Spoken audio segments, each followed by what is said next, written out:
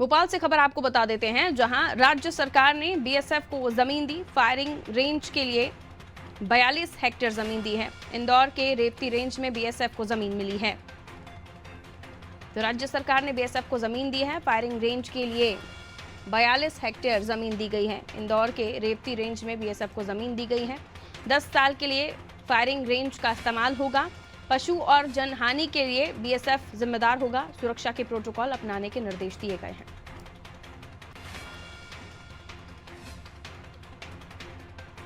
विवेक जुड़े हुए हमारे साथ। विवेक, बीएसएफ को जमीन दी गई है और ये भी कि 10 साल के लिए जमीन दी गई है, लेकिन अगर किसी भी चीज की हानि होती है, जनहानि होती है, पशु हानि होती है, बीएसएफ इसका जिम्मेदार होगा।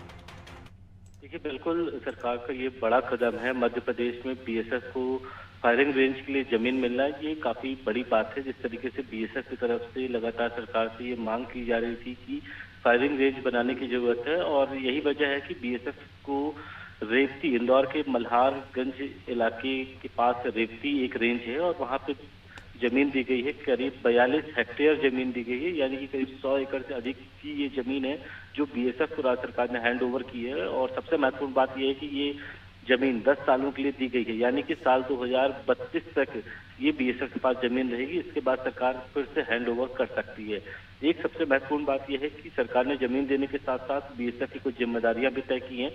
राज्य सरकार ने साफ किया है कि किसी भी जनहानि या पशु हानि के लिए बीएसएफ की जिम्मेदारी होगी कि अगर किसी प्रकार की घटना होती है तो बीएसएफ इसके लिए जिम्मेदार होगा। और सुरक्षा के प्रोटोकॉल अपनाने के निर्देश दिए हैं। लंबे समय से बीएसएफ ने राज्य सरकार से इस जमीन को लेकर चर्चा की थी। अब केंद्र सरकार के जो निर्देश दिए गए, उसके बाद राज्य सरकार ने राजस्व क्षेत्र के आने वाली इस जमीन को बीएसएफ के हैंड ओवर कर दिया है।